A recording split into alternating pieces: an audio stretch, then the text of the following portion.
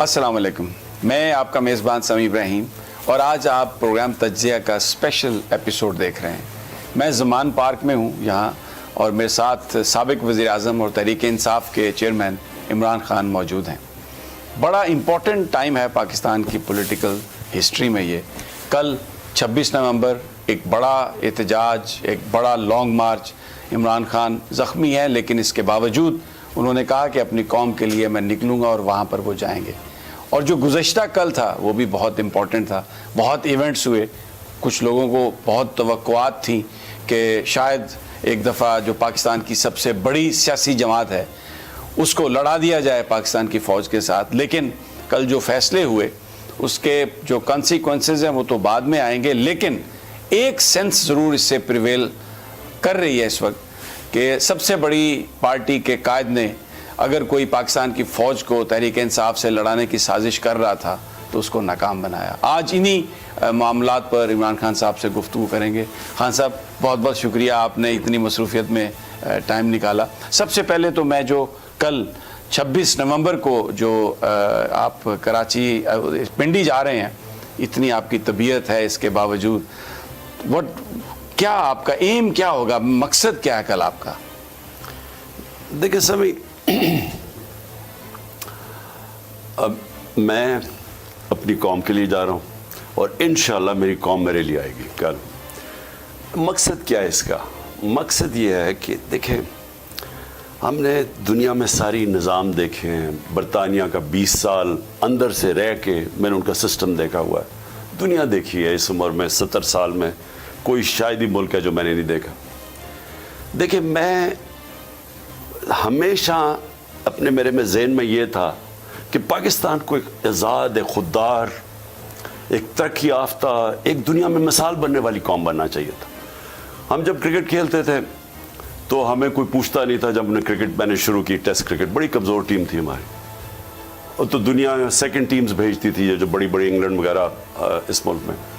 اور مجھے بڑا فخر تھا کہ میں نے آہستہ آہستہ دیکھتے دیکھتے پاکستان کو ورلڈ چیمپئنز بنایا۔ دنیا میں ہم نے جا کے دوسرے ملکوں میں سیریز جیت کے آئے، تو بڑی ہمیں فخر ہوتا تھا، کیونکہ ہم نے ایک غلامی سے نکلے تھے اور ایک ہم دنیا کو بتا رہے تھے کہ ہم بھی آپ کا مقابلہ کر سکتے ہیں۔ تو ہمارا کرکٹ تھا اس وقت۔ تو جب میں نے کرکٹ چھوڑی تو اور کرکٹ کے دور میں مجھے ہمیشہ تکلیف ہوتی تھی کہ ہمارے یہاں ایک غلام ذہنیت تھی، آزاد ہوئے ہی نہیں ذہنی طور پہ۔ کوئی ہمارے پولیٹیشنز، کوئی گورا آ جاتا تھا باہر سے، اس کو ایسے ملتے تھے جیسے کہ پتہ نہیں کوئی خدا آ گیا ہے۔ ایمبسیز کے اندر جاؤ یا امریکن ایمبسی میں جاؤ تو پاکستانی ایسے کر کے کھڑے ہوتے تھے ہمارے سیاستدان ان کے سامنے۔ مجھے اتنی شرم آتی تھی کہ ہماری کوئی نہ قومی غیرت رہے، نہ کوئی پولیٹیشن۔ نیچے لوگوں میں غیرت تھی، اوپر جو لوگ بیٹھے ہوئے تھے تو باہر جاتے تھے، وہ نواز شریف دیکھ رہے ہیں، وہ پرچوں سے پڑھ رہا ہے، وہ کوئی یعنی مجھے بڑا افسوس ہوتا تھا۔ اور خاص طور پہ جب وار آن ٹیرر میں جب ہم امریکہ کی جنگ لڑ رہے تھے تو جو تب پاکستانیوں کو ذلت پاکستان میں ملی، یہاں دہشت گردی، اور پاکستان سے باہر جو پاکستانی تھے ان کو کہتے تھے کہ جی یہ سب سے خطرناک ملک ہے، جنگ بھی ان کی لڑ رہے ہیں، گالیاں بھی کھا رہے ہیں۔ تو میں جو اپنی قوم کو بتانا چاہتا ہوں، اور میری کوشش رہی ہے 26 سال سے تحریک انصاف، کہ ایک قوم جب آزاد ہوتی ہے نا تو اس میں دو پہلو ہوتے ہیں۔ ایک تو قوم آزاد ہوتی ہے انصاف سے، انصاف ہمیں حقوق دیتے ہیں، میرے فنڈامنٹل رائٹس کی حفاظت کرتا ہے انصاف کا نظام، عدالتیں، آئین میری ڈگنیٹی، میرا رسپیکٹ، میرے حقوق کی حفاظت کرتا ہے، پاکستان کا آئین کرتا ہے، لیکن ہے نہیں۔ تو جو سب سے بڑی جنگ یہ ہے وہ یہ کہ پہلے تو لوگ آزاد ہوں۔ آزاد قومیں ہی بڑے کام کرتی ہیں، اور انصاف انسان کو آزاد کرتا ہے۔ اب برطانیہ میں ہم پہلی دفعہ میں جب گیا تو لوگ اپنی حقوق کی بات کرتے تھے، یہ اسٹوڈنٹس ہمارے یونیورسٹی کے، کہ یہ میرا رائٹ ہے۔ ہم نے کبھی سنا ہی نہیں تھا یہاں، کیونکہ یہاں ڈکٹیٹرشپ تھی۔ تو پہلے تو وہ، اور اس کے ساتھ ہی جڑی ہوئی ہے آزادی، یعنی قوم اپنے فیصلے یہاں کرے، ہمیں ڈکٹیشن نہ دے باہر سے بیٹھ کے کہ جی روس سے تیل لینا یا نہیں لینا۔ تو یہ جو کل ہم لوگوں کو جمع کر رہے ہیں، اور انشاءاللہ میرے خیال میں، اور میرا دل کہتا ہے کہ یہ تاریخی مجمع ہوگا، تو ایک پیغام دینا چاہتے ہیں اس سارے اداروں کو، ساری قوم کو، کہ دیکھیں یہ جو اب پاکستان کا جس فیصلہ کن موڑ پہ آ کے کھڑا ہو گیا, یہ اب وقت ہے کہ ہم اپنے آپ کو حقیقی طور پہ آزاد کریں, کیونکہ قوموں میں شعور آ گیا. عوام اپنے آپ کو آزاد کرتی ہے. جب عوام میں شعور آ جاتا ہے اور وہ سمجھ آتی ہے کہ یہ, اور جو آج سمجھ آ گئی ہے سوشل میڈیا کی وجہ سے, میڈیا کی وجہ سے, آپ جیسے لوگوں کی وجہ سے, ارشد شریف جیسے لوگوں کی وجہ سے, انہوں نے لوگوں کے اندر شعور پیدا کر دیا. تو مجھے کبھی بھی اپنی 27 سال کی پولیٹیکل سٹرگل میں آج جتنا مجھے اعتماد ہے کہ آج ہم ایک جاگی ہوئی زندہ قوم اس ملک کو آزاد کرے گی. یہ تو قوم پر اعتماد کا آپ نے اظہار کیا کہ بہت لوگ آئیں گے. کل جب آرمی چیف کا تقرر ہو رہا تھا تو بہت ساری اسپیکولیشنز بھی تھیں, لیکن آپ نے صدر مملکت سے ملاقات بھی کی, اس کے بعد سب کچھ اوکے کر دیا. آپ کو لگتا ہے کہ جو جیسچر آپ نے دیا ہے یہ ٹرانسلیٹ ہوگا اور آپ جو عملی جدوجہد کر رہے ہیں الیکشنز کے لیے وہ آپ کو اب نزدیک نظر آ رہے ہیں؟ دیکھیں سب دو چیزیں ہیں. ایک تو یہ جو لوگ بات کرتے ہیں کہ ہماری فوج سے لڑائی ہو جائے, دیکھیں میں بار بار کہتا ہوں کہ ملک بھی میرا ہے, فوج بھی میری ہے, آزادی میں چاہتا ہوں. اگر ایک مضبوط آپ کا ڈیفنس نہ ہو آپ آزاد کیسے ہو سکتے ہیں؟ اور میں وہ آدمی ہوں جو سمجھتا ہوں کہ غلامی سے بہتر موت ہے. میں یہ ہمیشہ سمجھتا تھا, کیونکہ ہم بڑے ہوئے تھے جب میں پہلی جنریشن تھا, ہمارے جتنے بھی بڑے تھے وہ انہوں نے غلامی دیکھی ہوئی تھی. میرے باپ کی جنریشن نے انگریز کی غلامی دیکھی ہوئی تھی. تو ان کے اندر ایک بڑا جذبہ تھا جب پاکستان بنا. ہم تو چھوٹے تھے نا, کہ ان کو فخر ہوتا تھا کہ ہم ایک آزاد ملک میں اب پیدا, اور بڑی ان کو ہوپس تھیں کہ ہم ایک قوم, ایک عظیم قوم بنے گی. اور پھر میں نے ان کی مایوسی بھی دیکھی کہ آہستہ آہستہ وہ مایوس ہوتے رہے. مجھے یاد ہے عبدالحفیظ کاردر جو ہمارے بڑے زبردست کیپٹن تھے, پہلے کرکٹ کیپٹن تھے, تو اور وہ آکسفورڈ بھی گئے ہوئے تھے, تو انہوں نے نا ایک بڑی کتاب لکھی کہ جرنی ٹو ڈسلوژنمنٹ, کہ ہمارا کیسے آہستہ آہستہ جو ہم نے امیدیں لگائی ہوئی تھی تو وہ گرتی گئی اور وہ کریش ہوتی گئی. اور وہ کیوں ہوتی گئی؟ کیونکہ بدقسمتی سے ہم نے جو ملک جس طرف جا رہا تھا اور جانا چاہیے تھا ہم اور طرف چلے گئے. اور انشاءاللہ جو میری امید اب یہ ہے کہ ہم اب سارے اداروں کے ساتھ, دیکھیں ادارے مضبوط ہوئیں تو ملک مضبوط ہو. ہم چاہتے ہیں ادارے مضبوط ہوں. اگر ہمارے مسئلے تھے اداروں کے اندر 2-3 کالی بھیڑیں بیٹھی ہوئی ہیں جنہوں نے ایک آئین اور قانون کی خلاف ورزی کی اس ملک کی. انہوں نے لوگوں کے فنڈامنٹل رائٹس کی خلاف ورزی کی. ارشد شریف کی شہباز گل کی, اعظم سواتی کی, صحافیوں کی. اب کیا ان سے, کیونکہ ہمیں ان سے اختلاف ہے تو اس کا مطلب ادارہ کے اگینسٹ ہے؟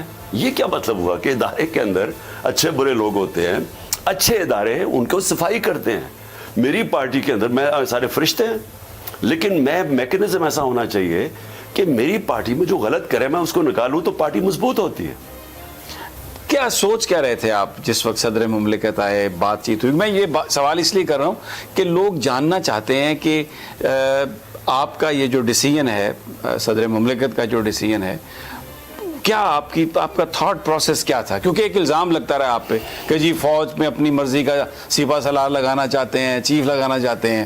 میں اس لیے یہ سوال کر رہا ہوں. دیکھیں پہلے تو نہ میں نے آج تک کبھی اپنا جج لگانے کی کوشش کی ہے, نہ اپنا آئی جی لگانے کی کوشش کی ہے, نہ نیب کا ہیڈ, نہ ایف آئی اے کا ہیڈ, نہ میں نے کبھی سوچا کہ میرا کوئی آرمی چیف ہو. میں نے کبھی نہیں سوچا.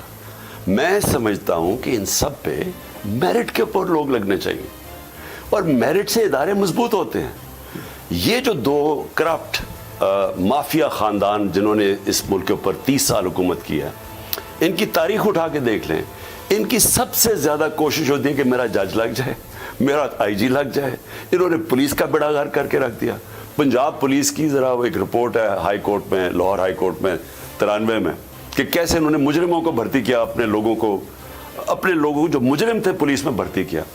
تو یہ جو جرائم پیشہ لوگ ہیں ان کی ضرورت ہوتی ہے کہ کنٹرول کسی طرح کریں کہ ہم پکڑے نہ جائیں. تو نیب کو کنٹرول کرو, ساروں کو کرو, اور پھر طاقت ہے ساری سب سے زیادہ فوج کے پاس. سب سے جو ادارہ ابھی تک انہوں نے نقصان نہیں پہنچا سکے, باقی تو ادارے تباہ کر دیے نا 30 سالوں میں, جو بچا ہوا ادارہ وہ ہے فوج. اب ان کی پوری کوشش ہوتی ہے اس کو کنٹرول کرو, اس کے لیے اپنا چیف چاہیے.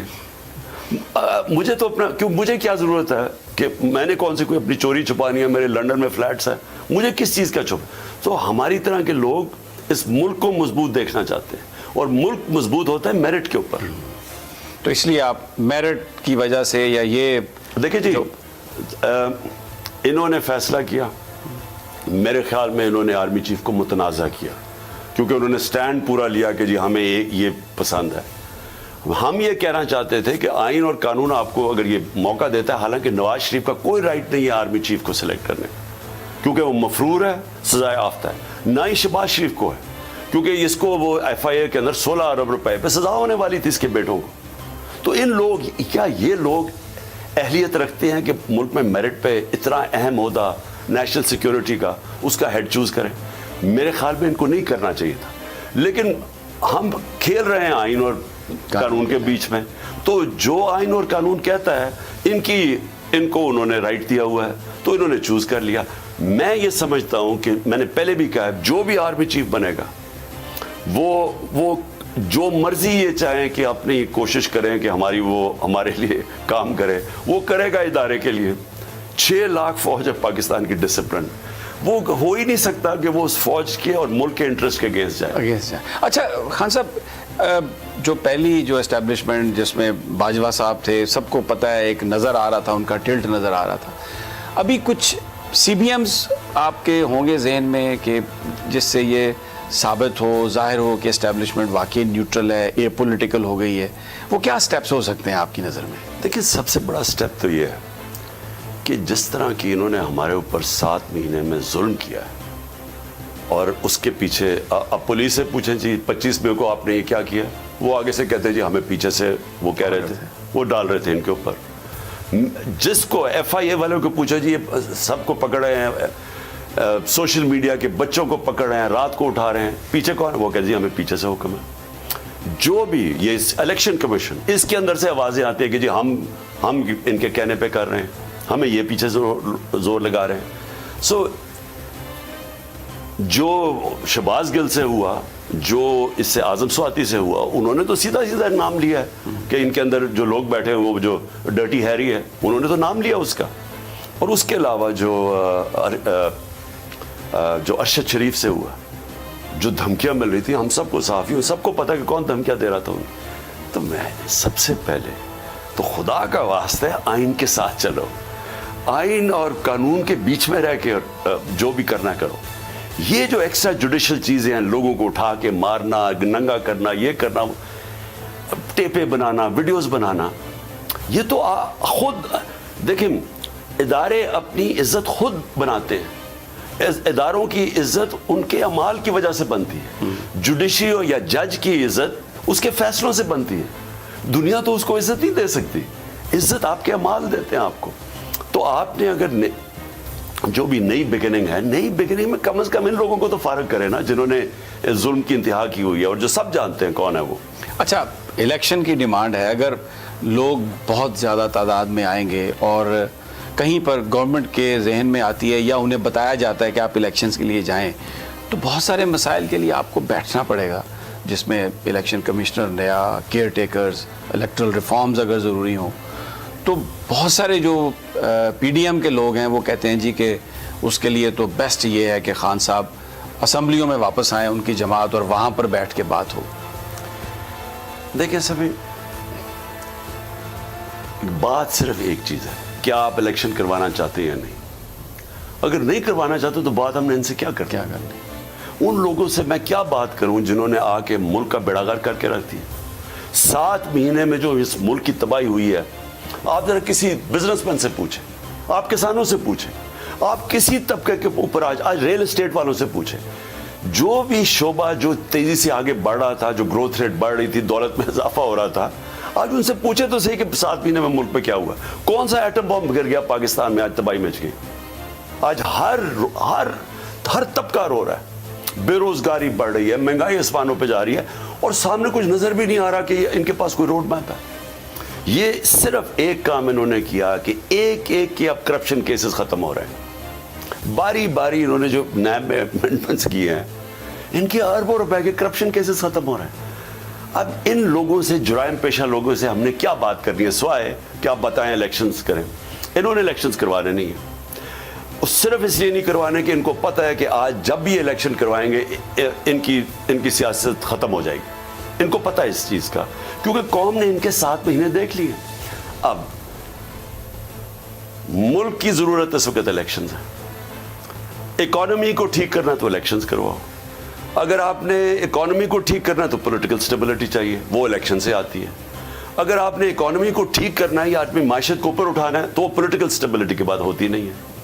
تو جب پولیٹیکل سٹیبلٹی صرف الیکشن سے آئے گی اور آگے اگر امید ہے تو وہ الیکشن سے آئے گی, تو یہ صرف اور صرف کہ ہم الیکشن میں پٹ جائیں گے, ملک تباہ ہو جائے لیکن الیکشن نہ ہو, تو یہ تو انسسٹینیبل ہے. مجھے تو خوف یہ ہے کہ یہ جس طرف ہمیں لے کے جا رہے ہیں یہ ساروں کے ہاتھوں سے نکل جائے گی. میں چاہتا ہوں کہ آپ اپنا وہ کلپ پلے کریں جو 1 جون کو میں نے آپ کے ساتھ دیا تھا, ایک کلپ, اور میں نے پیشن گوئی کی تھی کہ یہ ملک کا بیڑا غرق کر دیں گے, یہ معیشت کا بیڑا غرق کر دیں گے, ڈیفالٹ کی طرف لے جائیں گے. اور جب ڈیفالٹ کرتا ہے ملک تو آپ یہ سمجھ جائیں کہ ملک کی سب سے بڑی افیکٹ ہوتی ہے نیشنل سیکیورٹی. نیشنل سیکیورٹی ہم نے جو پالیسی بنائی تھی, نیشنل سیکیورٹی میں فوج ایک اس کا حصہ ہے, دوسری اکنامک سیکیورٹی ہے. آپ جب آپ کی اکانومی نیچے جاتی ہے تو آپ کی نیشنل سیکیورٹی بھی نیچے جاتی ہے. سوویت یونین کے پاس سب سے بہترین فوج اور ہتھیار تھے اور بم تھے, لیکن جب ان کی اکانومی نیچے گئی تو ان کا ٹوٹ گیا سوویت یونین. تو مجھے تو یہ خطرہ ہے کہ یہ جو ایک ایجنڈا پہ آئے تھے کہ صرف اپنے کیس ختم کرنے ہیں, تو میں آج یہ سوچتا ہوں کہ جنہوں نے ان کو لے کے آئے تھے یا ان کا راستہ نہیں روکا اس ملک کے اوپر, جو پتا تھا 30 سال ان کا ریکارڈ کیا, وہ تو آج اپنے آپ کو سوال کریں کہ انہوں نے ملک سے کیا آج کیا. ناظرین, عمران خان ہمارے ساتھ ہیں اور یہاں پر ایک بریک ہم لیں گے. واپس آتے ہیں تو بہت اہم ایشوز ہیں, سیاسی ایشوز ہیں, کچھ پرسنل باتیں بھی خان صاحب سے کریں گے. ہمارے ساتھ ہی رہیے.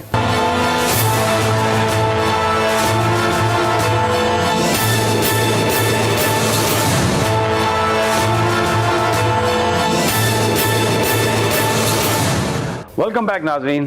عمران خان صاحب ہمارے ساتھ ہیں اور آپ بھی دیکھ سکتے ہیں تکلیف ہے, ابھی زخم جو ہے پوری طرح نہیں بھرا, لیکن اس کے باوجود وہ پنڈی جا رہے ہیں. وہاں پر آپ اندازہ لگا سکتے ہیں کہ ٹریول کتنا مشکل ہوگا, چڑھنا اسٹیج پر اس حالت میں بہت مشکل ہے. لیکن میں نے یہ سوال کیا انٹرویو سے پہلے, تو جو جواب مجھے دیا خان صاحب نے, انہوں نے کہا کہ کچھ بھی ہو جائے, کتنی بھی مشکل ہو, یہ میری قوم کا مسئلہ ہے, میرے ملک کا مسئلہ ہے, میں ضرور نکلوں گا کیونکہ لوگ وہاں پر آئیں گے.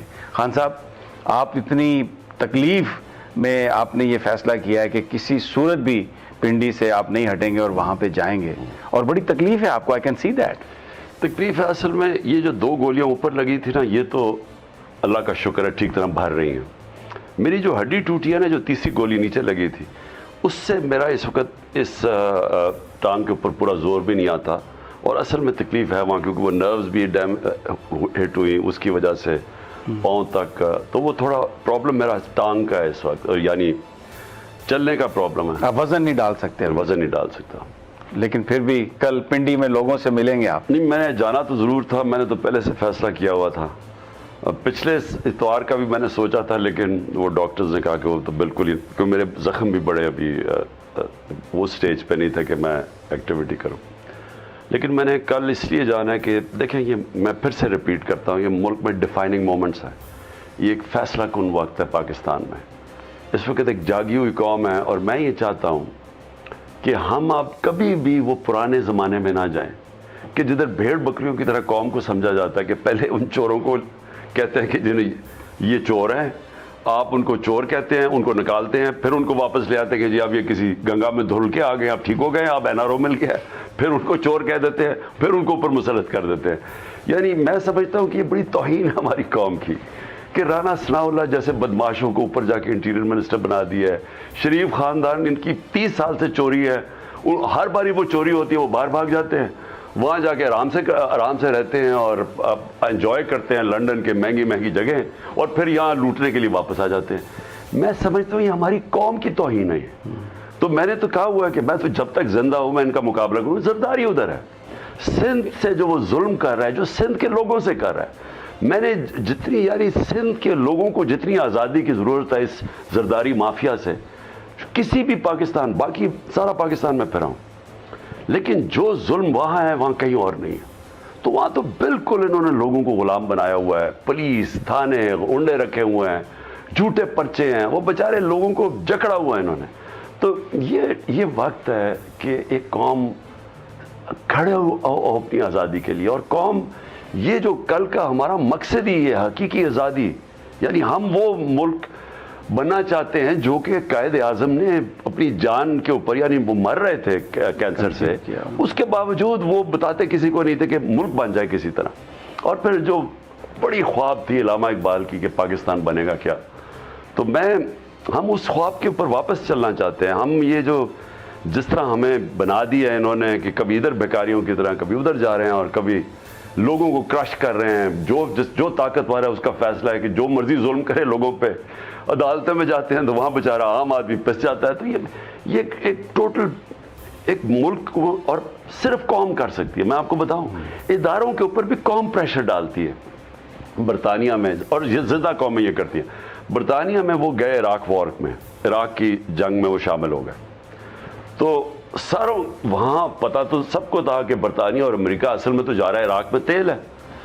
تو اب سوچیں کہ برطانیہ کے لوگوں کو پتہ تھا کہ ان کی آئل کمپنیز کو فائدہ ہونا ہے اس سے. 20 لاکھ لوگ نکلے سڑکوں پہ کہنے کے لیے کہ یہ ناانصافی ہے عراق سے, ہم اس کی مخالفت کر رہے ہیں. 20 لاکھ لوگ.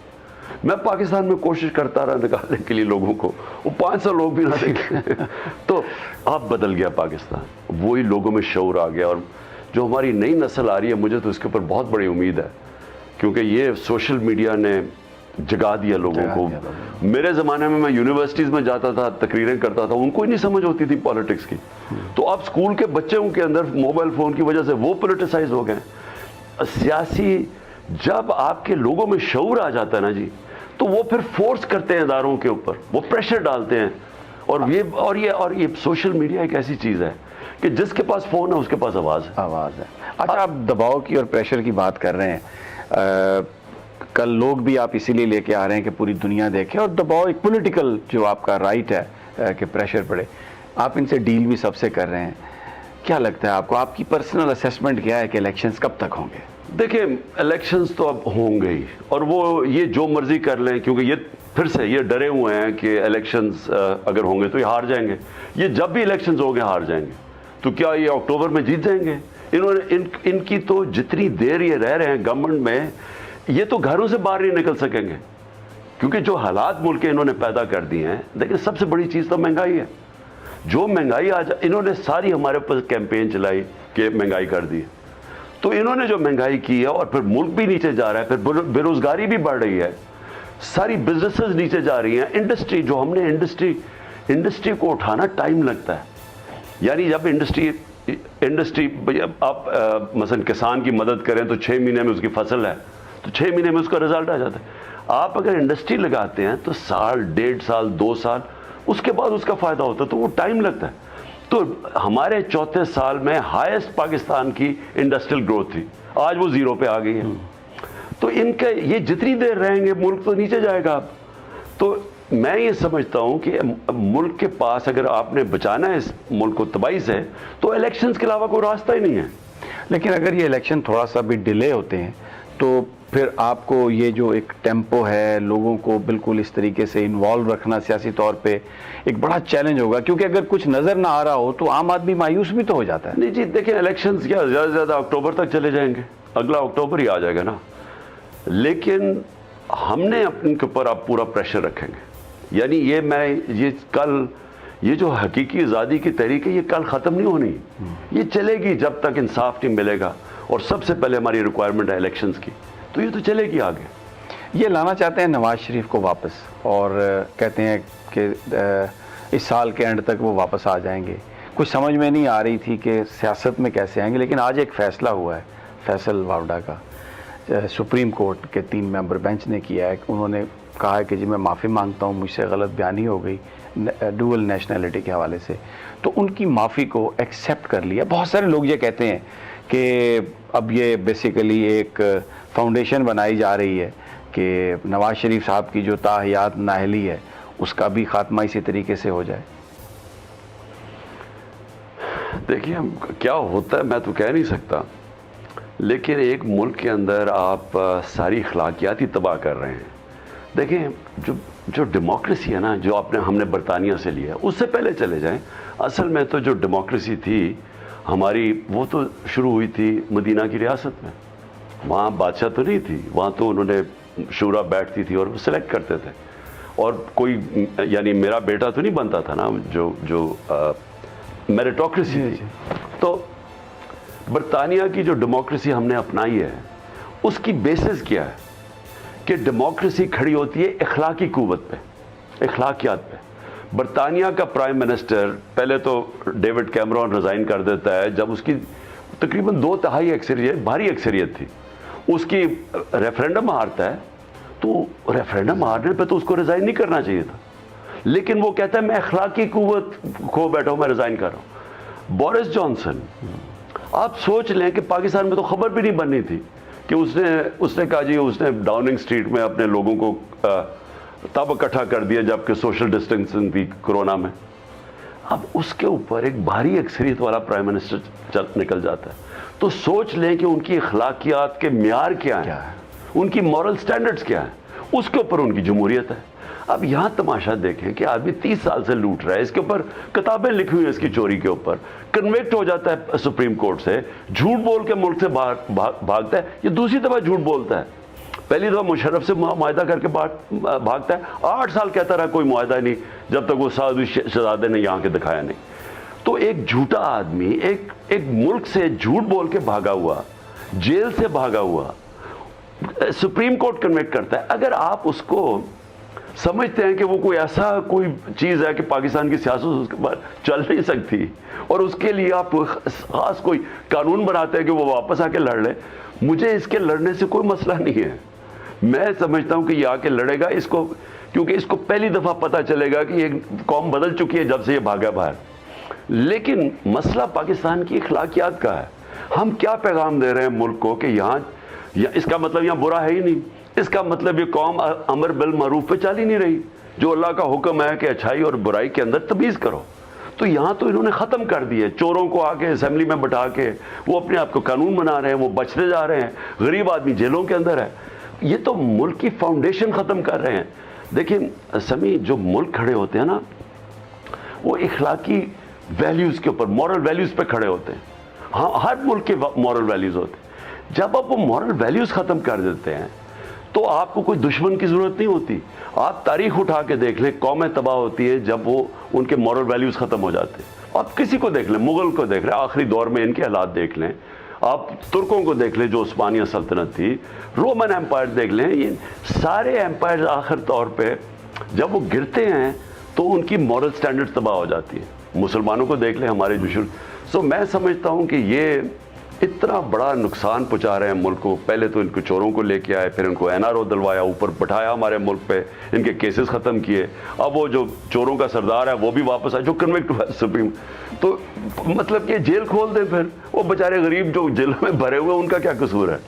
اچھا ایک، کیونکہ پنجاب میں آپ کی الائز کی گورنمنٹ ہے، پرویز الہی صاحب وزیر اعلیٰ ہیں، بہت سارے لوگ ظاہر ہے پالیٹکس ہے، گفتگو بھی کرتے ہوں گے.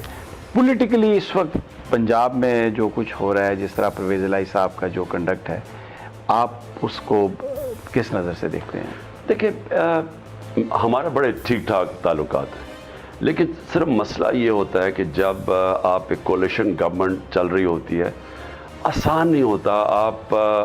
آپ کو پھر گیو اینڈ ٹیک آپس میں کرنا پڑتا ہے. یعنی جو آپ کا ایجنڈا امپلیمنٹ کرنا ہے وہ اتنا آسان ہوتا نہیں ہے. لیکن ہمارے تعلقات بالکل ٹھیک ہیں.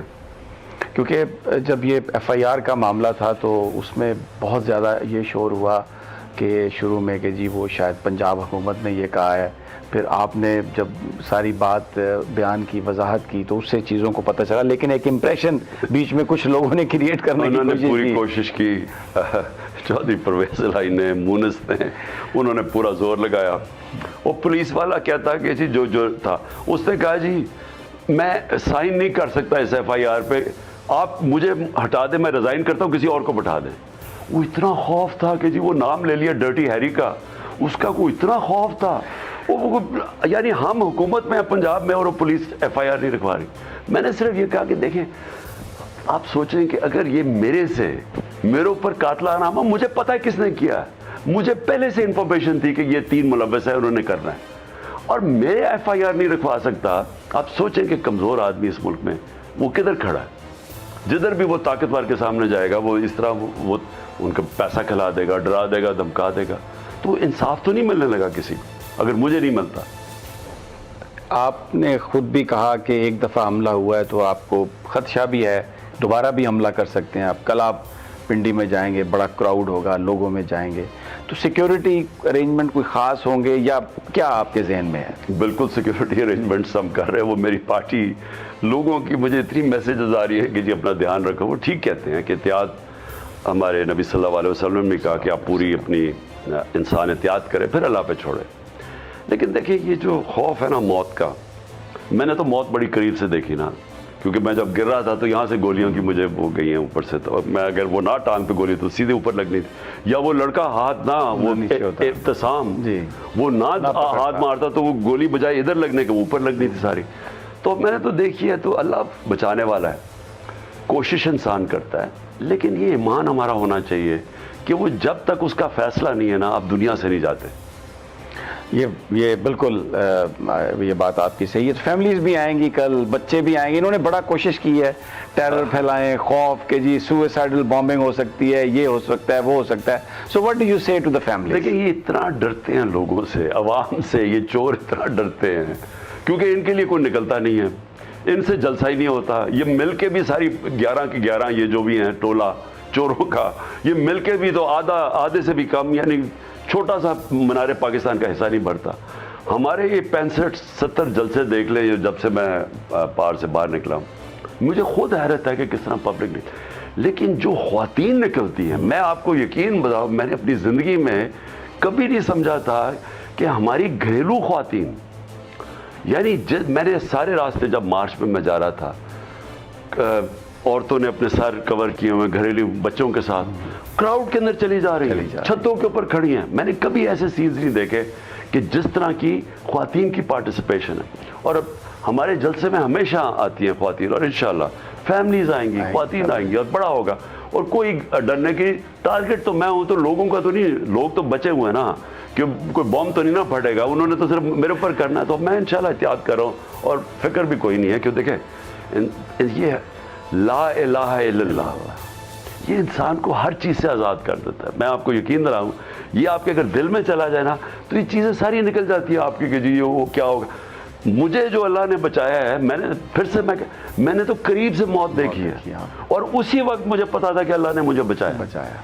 اچھا، کیونکہ وقت ہمارے پاس کم رہ گیا، کچھ تھوڑا سا ایک آپ کے دونوں صاحبزادے بھی آئے وہاں سے آپ کی عیادت کے لیے، تو آپ کو پہلے what were you feeling، آپ کے کیا تھاٹس تھے جب وہ آ رہے تھے، جب انہوں نے آپ کو بتایا، پھر جو ٹائم آپ نے اسپینڈ کیا، if you want to share something؟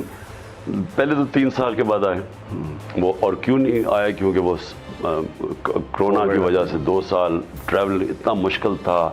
وہ دونوں پڑھ رہے تھے یونیورسٹیز میں، تو پرابلمس تھا. تو وہ اور 1 سال میرا یہ سارا اسی میں نکل گیا. تو وہ میں ان کو خود ہی نہیں بلا رہا تھا، اور پھر میرے اوپر کیسز تھے. مجھے ڈر تھا وہ بیچارے آئیں اور میں اگر یعنی وہ کوئی پولیس ایکشن ہو، مجھے جیل میں ڈال دے، تو میں ان کے لیے ان کو نہیں بلا رہا تھا. لیکن جب یہ ہوا تو وہ دونوں پریشان، ظاہر بہت پریشان تھے. تو آئے، بڑا اچھا ٹائم ہم نے گزارا ہے. مجھے موقع بھی مل گیا ان کے ساتھ ٹائم گزارنے کا. خان صاحب بہت بہت شکریہ. کل آپ پنڈی میں ہوں گے، ہم بھی انشاءاللہ پنڈی میں ہوں گے، آپ سے وہاں پہ ملاقات ہوگی. ناظرین، یہ تھا آج کا تجزیہ، اور انشاءاللہ جلد آپ سے پھر ملاقات ہوگی. اللہ نگہبان.